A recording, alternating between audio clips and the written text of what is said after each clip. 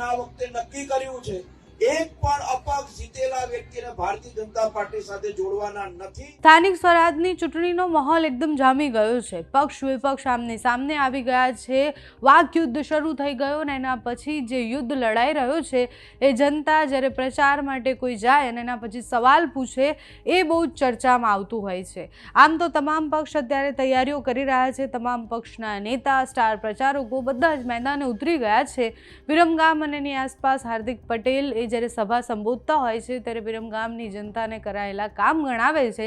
સાથે જ ગઈકાલે એક સભા દરમિયાન વિરમગામમાંથી જે અપક્ષના ઉમેદવારો ઊભા રહ્યા છે એ બધાને હાર્દિક પટેલે એવું કહી દીધું છે કે ભારતીય જનતા પાર્ટીમાં તમને પગ નહીં મૂકવા દો। હાર્દિક પટેલ જ્યારે એ ભાષણ આપી રહ્યા હતા ત્યારે સ્પષ્ટ એવું કહી રહ્યા છે કે બહુ બધા લોકોને એવું લાગતું હતું કે અપક્ષ તરીકે તમે ઉમેદવારી નોંધાવી લો અને જીતી જાઓ ને પછી ભારતીય જનતા પાર્ટીમાં આવી જાઓ। આ ખૂબ સરળ વાત છે અને એટલે જ આ વખતે અહીંયાથી જે પણ જીતે કોઈ પણ પક્ષ જીતે અપક્ષના ઉમેદવારને જો ભારતીય જનતા પાર્ટીમાં આવવું હશે તો નહીં આવવા દઈએ। કારણ કે અમારા પાયાના કાર્યકર્તાઓ અમારા વિરમગામની આસપાસ કામ કરતા જેટલા પણ ભાજપના કાર્યકર્તાઓ છે એને ન્યાય નથી મળતો અને જ્યારે એ આટલું બધું કામ કરે ને એના પછી અપક્ષમાંથી કોઈ ઉમેદવાર આવી જાય કે પછી અપક્ષના કોઈ નેતા આવી જાય એના પછી એ જે કામ નથી કરતા કે હમણાં જ ભારતીય જનતા પાર્ટીમાં જોડાયા છે એને બધું જ મળતું હોય છે। હાર્દિક પટેલે ત્યાંના સ્થાનિક કાર્યકર્તાઓ માટે આ કહ્યું છે। સાથે જ જે અપક્ષમાં ઊભેલા ઉમેદવાર છે આની પહેલાં પણ એક વિડીયો બનાવ્યો હતો જેમાં એવું કહ્યું હતું કે કોંગ્રેસ આમ આદમી પાર્ટી કે અપક્ષમાંથી જે પણ ઊભા રહ્યા છે એ ભારતીય જનતા પાર્ટી અહીંયા જીતવા નહીં દે। તો ગઈકાલે વિરમગામની સભામાં હાર્દિક પટેલે અપક્ષના ઉમેદવારોને શું કહ્યું તે સાંભળો। તો પણ ભાજપ સાથે જોડાઈ જશું। આ બિલકુલ ખોટી વાત છે। આ વખતે નક્કી કર્યું છે એક પણ અપક્ષ જીતેલા વ્યક્તિને ભારતીય જનતા પાર્ટી સાથે જોડવાના નથી। કેમ કે ભારતીય જનતા પાર્ટીના જે વ્યક્તિઓએ મહેનત કરીને ભારતીય જનતા પાર્ટીના ઉમેદવાર બનીને ભારતીય જનતા પાર્ટીના ઉમેદવાર તરીકે લોકોની વચ્ચે જઈને જ્યારે લોકો એમને મત આપીને જીતાડે છે। નગરપાલિકાની 36 સીટ માટે પાર્ટીએ ઉમેદવારો ડિક્લેર કર્યા, બધાના ફોર્મ ભરાઈ ગયા અને નગરપાલિકાના ઇતિહાસમાં ન બની હોય એવી ઘટના બનવાની છે એ તમે 2-4 દાડા પછી જોઈ શકશો। ખૂબ મોટા પ્રમાણે વિરમગામ નગરપાલિકાની અંદર લોકોનો પ્રેમ, લોકોનો ઉત્સાહ એ ભારતીય જનતા પાર્ટીની સાથે છે અને ભારતીય જનતા પાર્ટી પર ભરોસો કરીને લોકો ખૂબ જંગી બહુમતીથી ચૂંટણી જીતે, ખૂબ જંગી બહુમતીથી લોકો વિકાસના કામો કરી શકે। અને તમે જોયું છે કે વિરમગામ નગરપાલિકામાં ગઈ વખતે સ્પષ્ટ બહુમતી સાથે સરકાર બની એટલે નગરપાલિકા બની તો અનેક વિકાસના કામો હાથ ઉપર લીધા હતા, પ્રગતિ ઉપર છે અને આખી વિરમગામ વિધાનસભાની અંદર ચાહે તાલુકા, જિલ્લા, નગરપાલિકા તમામ પાર્ટીના ઉમેદવારો સક્રિય રીતે લોકોની વચ્ચે જઈને કામ કરે છે।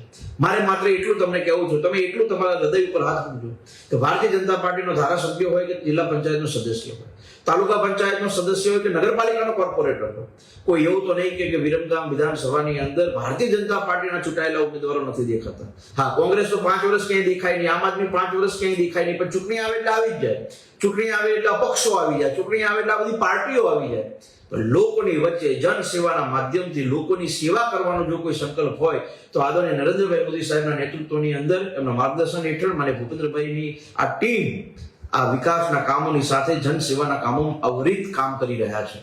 મારી આપ સૌને વિનંતી છે કે વિરમગામ નગરપાલિકાની અંદર પણ અનેક અપક્ષ લોકોએ ફોર્મ ભર્યા, કોંગ્રેસનો તો ઉમેદવાર નથી જગ્યા। તમે વિચારો, વિરમગામ નગરપાલિકાની 36 બેઠકો પર એક કોંગ્રેસી ઉમેદવાર નથી મળ્યો, અપક્ષ લડાવે છે। કેમ અપક્ષ લડાવે છે? કેમ કે એમની પાસે ઉમેદવાર નથી। કોને લડાવે છે?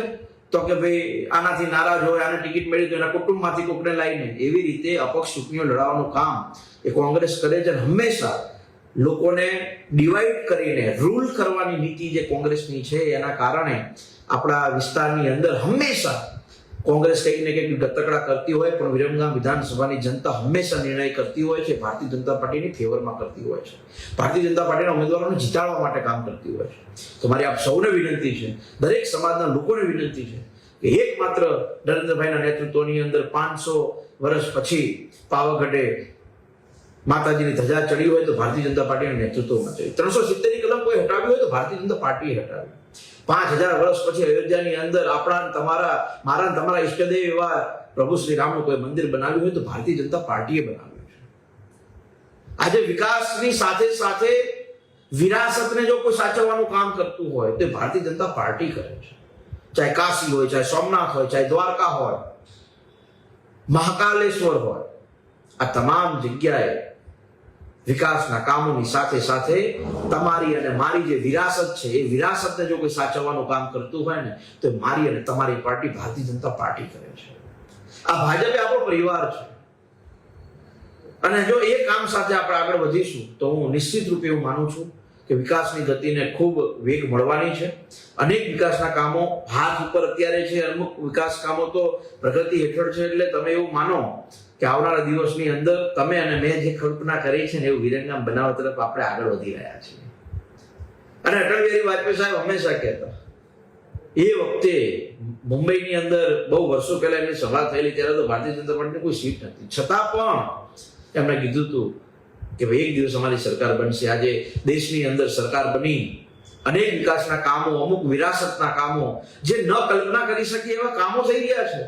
અને એ કોઈ એક સમાજ કે એક ધર્મ માટેની, દરેક ધર્મ માટેની ચિંતા એ કરતા હોય છે. માત્ર ચૂંટણી આવે ત્યારે મેદાનમાં દેખાય અને ચૂંટણી પૂરી થતા જ કોઈની સાથે બેસી જાય. ઠગોને તક અપાય નહીં, આવા અપક્ષોથી ચેતજો. વિરમગામ નગરપાલિકામાં મારી ખાસ વિનંતી છે, અપક્ષોથી ચેતજો. તમારો મત કિંમતી છે, વેડફાય નહીં. જીતશે વિરમગામ, જીતશે ભાજપ. અને એક વાત બહુ ક્લિયર છે, આ વખતે વિરમગામની અંદર 26 પારના નારા સાથે આગળ આપણે વધવું છે. વિરમગામ નગરપાલિકાની ચૂંટણી પહેલા જ કોંગ્રેસ અને આપ મેદાન છોડીને તો ભાગી ગયા છે.